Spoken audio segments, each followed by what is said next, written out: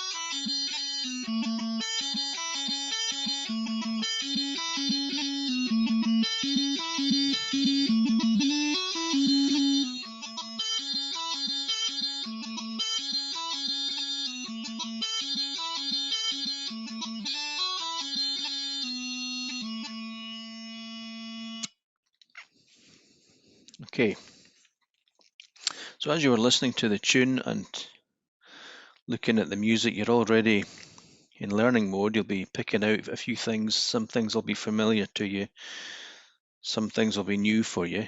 So the very fact that you're doing all that is going to be good and beneficial.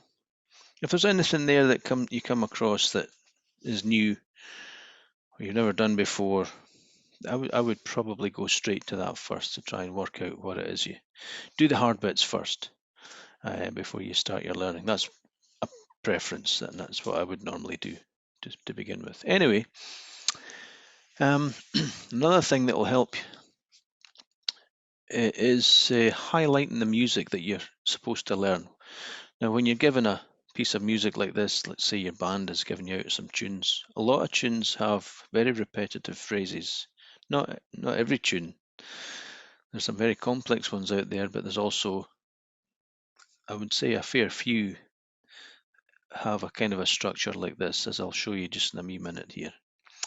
So I'm going to highlight the bars of music that are required to be learned. In other words, bars of music that appear for the first time only. I'll highlight these ones, and if they reappear in the tune, I'll leave them blank. So obviously, first bar here is new, so it gets a wee highlight. Bar 2, of course, is different. That's also new. Now, I don't know if you notice, but the last 2 notes there are very similar in each bar.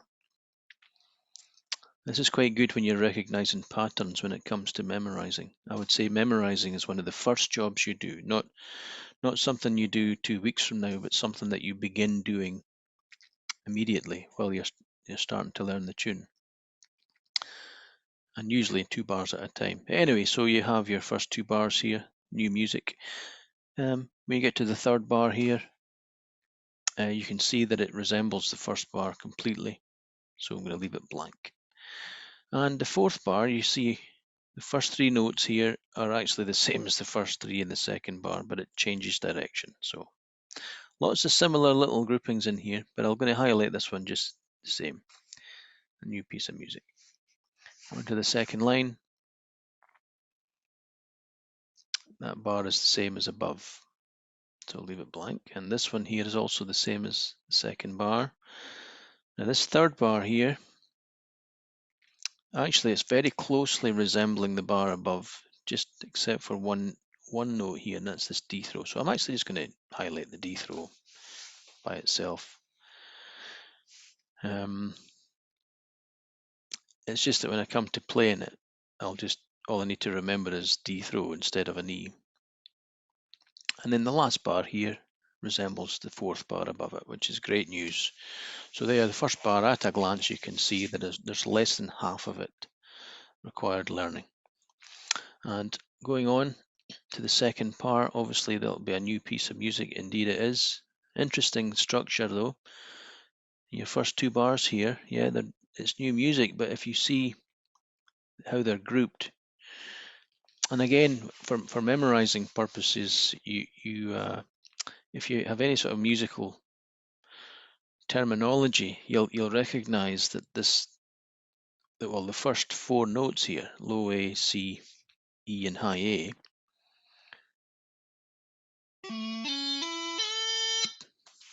is an arpeggio. So it forms the basis of a chord, an A major chord in this case, and that's easy to remember. And then it comes back down. It ascends it, then descends, but only to C. And then it echoes another 2 times after that. So you've got 3 groups of this descending order like that. So for memorizing, I usually figure out these patterns and then remember to play them 3 times at this bit, So that's quite good. Anyway, moving on, the third bar is the same as the first, and the fourth bar. Okay, it's a mixture of everything. It's not quite the same as any bar. I'm going to just highlight that. It's required attention. Requires attention. And then next line, same as above. This one's the same as above. And then the last 2 bars here resemble the last 2 bars of the first part. So that's fine. And just to speed things up a wee bit, I'm just going to tell you, you can do this at home, of course, with any tune. The first 2 bars are new and the rest have been done before. And it's the same as the last part here as well. Now I'm skimming over it because I know the tune, but please, at no point should you skim over anything. I want you to make sure that you study it as deeply as you can. Every grace note counts. You don't want to be missing things and assuming things. That's when bad habits creep in, and sometimes they can be really cemented. So this early stage is very important, that you listen and you study visually the music before you play a note. Okay.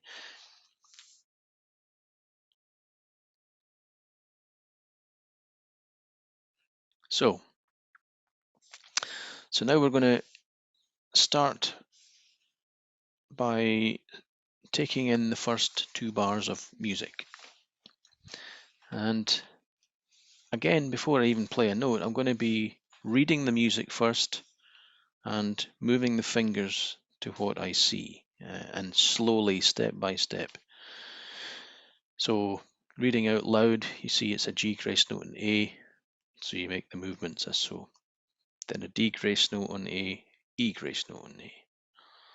Very recognizable pattern, but just make sure that what you see is exactly what you're playing. Then goes up to a G grace note E,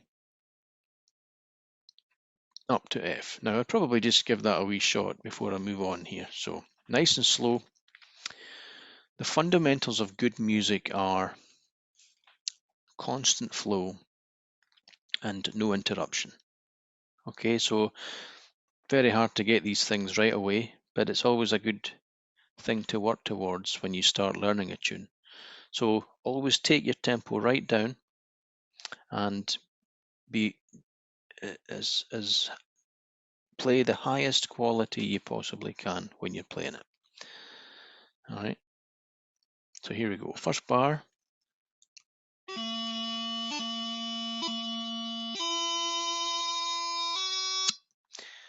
Now there shouldn't be too many problems there. If your first attempt isn't quite what you want, you go back and you do it until you get some sort of satisfaction that you're playing it correctly. It doesn't have to be perfect, just to make sure that your fingers are not being thrown into some direction you don't want them to go. So That's what we're doing. And then we're looking at the second bar, G grace note E, C, strike. And then back to the two notes again from the original first bar. Long E up to F.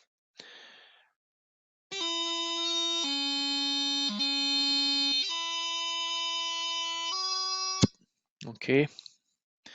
Now if that's okay, then you might want to tie them together this time. Again, just making sure that you know how the last note of the first bar goes into the first note of the second bar. Just moving the finger movements first before you try it, so you're not caught off guard when you try it for the first time with sound. So, first two bars.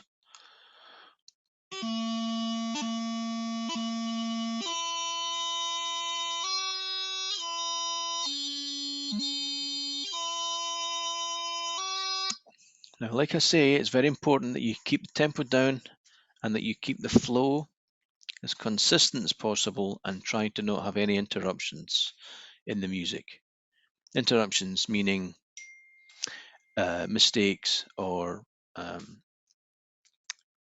just hesitant moments. Make sure you know where you're going to when it comes up. All right, let's try that again. You want to just do that on repeat as often as you possibly can.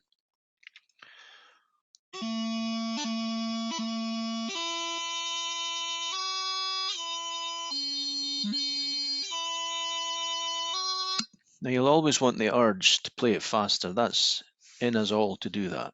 So fine, once in a while, yeah, but just know that if you accept that that's the way you're going to practice, then there's always a chance that things will slip through the net, go under the radar, little bad habits that you didn't quite catch because you're going far too fast to catch these things at this early stage. So yeah, by all means play it fast now and then, test the water, but come right back when it comes to the quality. You always look for quality when you're practicing this or any tune, and just let your brain, your fingers sort of naturally grow into it over time. Be patient, and never let your fingers go faster than your brain if you can help it. All right, one more time. 1, 2, 3.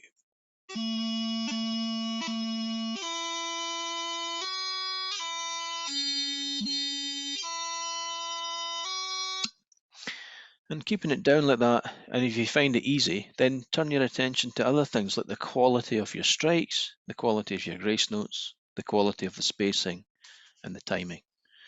There's always something that can be improved. Okay, now just moving on to the next two bars. The first of these, bar 3, is of course already covered. So I'm going to jump straight to bar 4 and have a look at that first. Then I'm going to couple it up with bar 3 afterwards. So as we've already covered the first 3 notes of the fourth bar, so that's fine. So in looking what comes next, it's a C doubling. So just running through the motion, G grace note E, C, strike, then doubling, nice and open, down to B.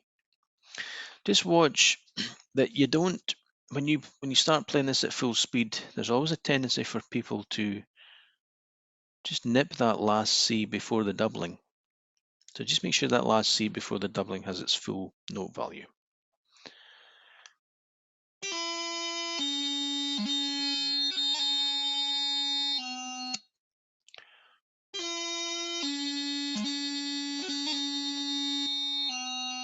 Yeah, so I'm fairly happy with that one. I'm going to now give it a shot from bar 3 to 4. Just looking again how 3 goes into 4, the F, grace note D. Just the same as the connection between bars 1 and 2. That's fine. So no surprises there. That's fine.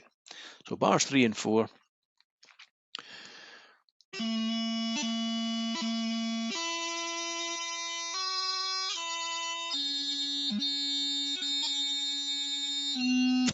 I'll try that again. 1, 2.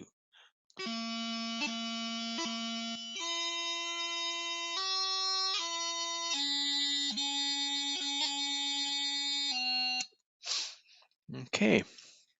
And now I'm going to try and put the whole line together. And I see as I go in fact, just looking ahead in line 2, if I'm really smart, I should be able to play the second line as well. It's just basically a repeat of the first line with a slight detour in bar 3. So if I know that ahead of time, I might be able to negotiate that while playing all this new music.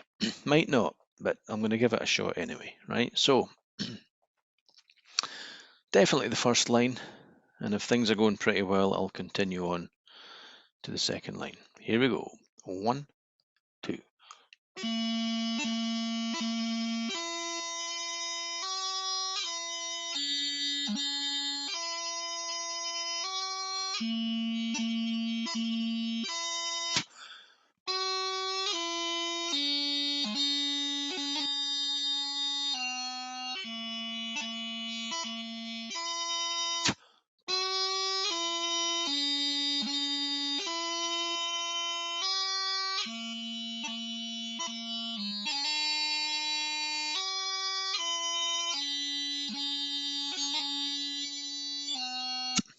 Okay, so really had to think on the spot there because of the new music. It's just a D throw, but it requires full attention, full concentration, and speed, always kept down.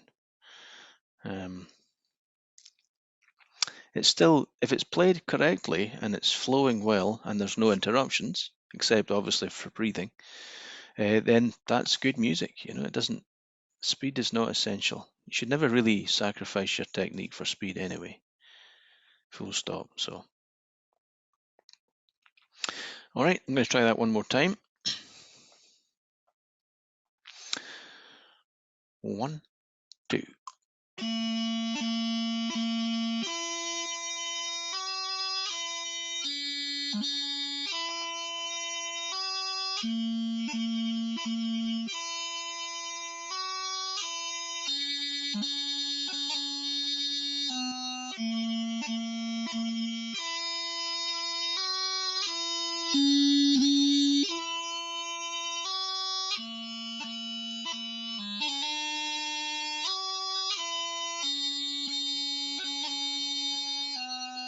Okay, not too bad.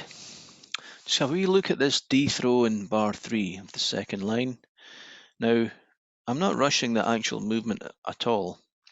In fact, I would say that I'm actually starting the low G of the D throw somewhere at the end of this grouping, this third low A, just prior to the D throw.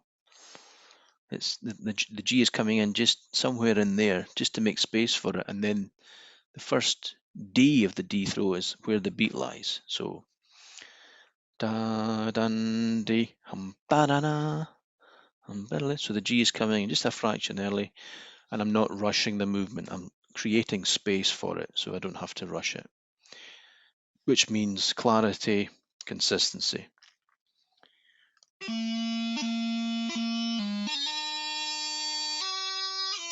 And so on. Same if it was a heavy D throw you play, it's the same thing. Low G is a very crucial part of that movement, and it must be sounded every time you play it. And I know people do tend to, again, in their rush to learn stuff, they do tend to forget that detail, and they end up sort of crushing the movement itself, hardly sounding the low G, and therefore having less quality in the embellishment. So creating space and taking your time with it.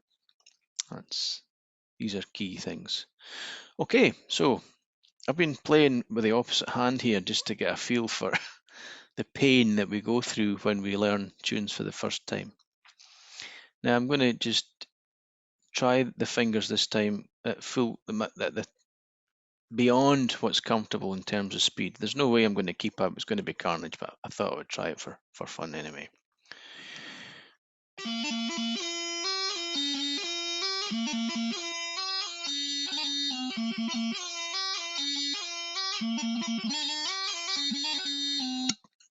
Okay, so it's not satisfying. It's scary, and you're out of control. You cannot negotiate what comes next because it's coming at you far too fast. But the time will come if you persist at this nice, slow and correct and good quality, these procedures, if you do that often enough, you'll start to feel the power in your fingers, and you'll feel that you'll be able to edge up the tempo ever so slightly each time. But you got to be patient. All right. So moving on to the second part. So I'm going to read it again. So G grace note A, D grace note C, E. That's the arpeggio, back to high A, and then back down to E, back to C. Right. Just I'm going to try that first bar.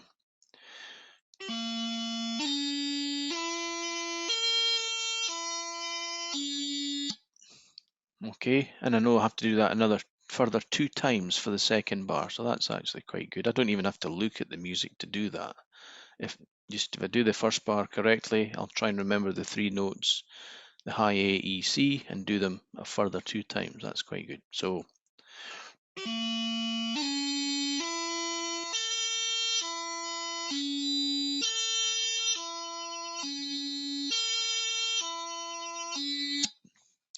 lots of potential for crossing noises, high A to E, E to C. So watch out for that. Make sure you've got nice clean transitions between each note. And then looking ahead to bar 3, as we see, it's the same as bar 1. Now bar 4, although we've highlighted it, it's actually, if we break it into 2 halves, it's really just stuff we've done before. There's that little rundown again that we've been playing all throughout this line. As you can see, it's actually just twice. So if you couple up bars 3 and 4, it's just twice this time, as opposed to 1, 2, 3 in that first phrase. E and then comes the C doubling to B, just like you've been doing in the previous 2 lines above. Same ending, so that's fine. So I'm going to take in bars 3 and 4 now.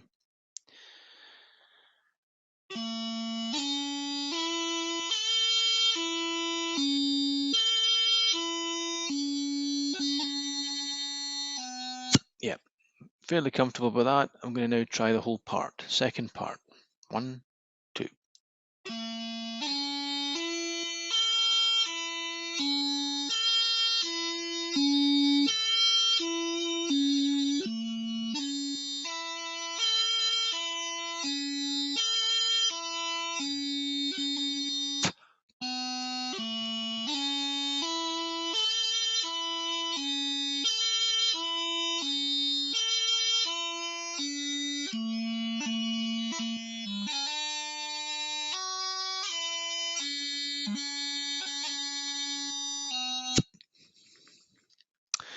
On to the third part.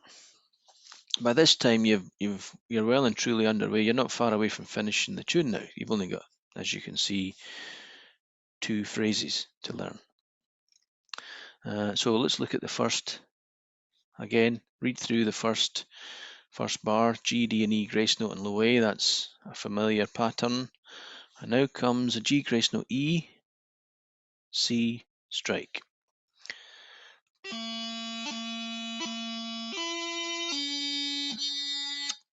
Now the next bar, grace note F from that C.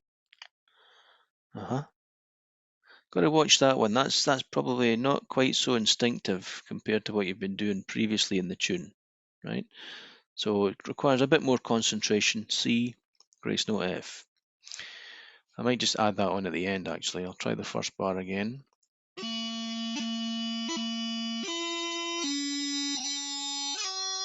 Yeah, I'm going to make sure that that's always delivered to an F there. F, D, heavy strike.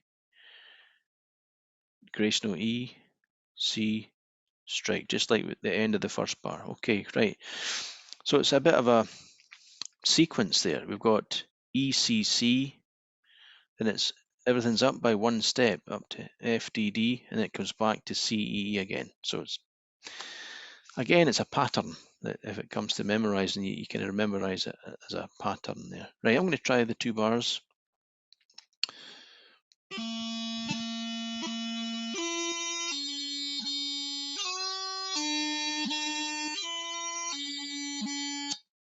And the rest of it's unhighlighted, so that means everything there has been covered before.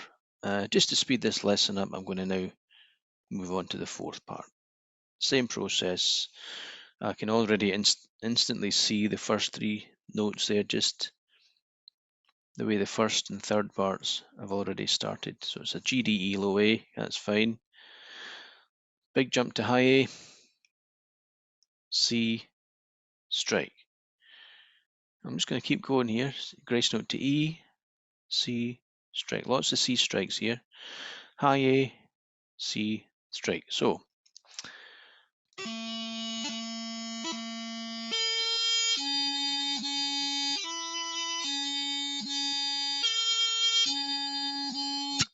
you would run through that a few times, the new music, till you get comfortable. Then you'd put it in the whole part, and then at some point, you'd want to run through the whole tune.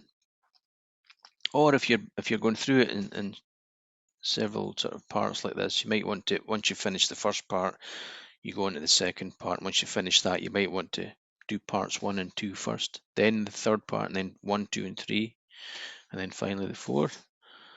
Or some people actually like to work backwards. Not to confuse matters too much, but working backwards means that you're playing the last part much more than you are the first part, which makes it stronger. But it doesn't really matter as long as you work your way through and maintain utmost quality in your playing. So I think that's really about it. I'm going to run through the whole thing now at a nice slow pace, but rather than repeat the parts in this run through, I'm going to just do them once, just for the sake of time. So we'll start that now. I'm going to use my normal hands this time. 1, 2.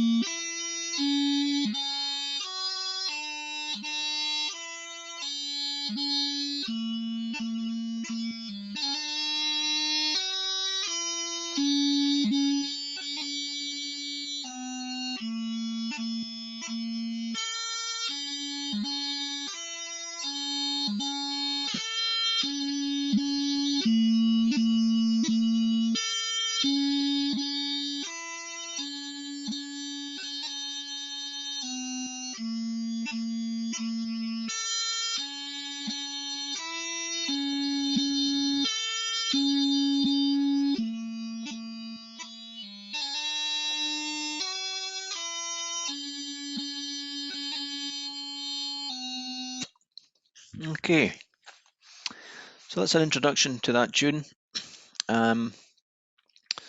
Yeah, that's good work. If you followed through that's all good work, and you go away and you come back to it again, you'll find a lot of that has to be repeated, the process. But as I say, quality must be maintained, and patience. Within about a few days, if you keep doing this repeatedly, then your tempos and everything else will start to increase, but you'll not lose any quality. You'll be able to bring up the tempo, your fingers will be able to handle, you'll be more familiar with it, and hopefully in a few days you should have quite a chunk of that memorized. And if you have a quick glance at the highlighted parts there to be memorized, there's not an awful lot of stuff there when you consider the whole tune when it was presented at first. It looked like a lot of notes. Actually, in fact, it's just, well, I don't know, just over a quarter and a bit, which makes it much less daunting a task, especially if you're in a band and the pipe major deals you out a whole bunch of tunes, that makes the workload just a little bit easier.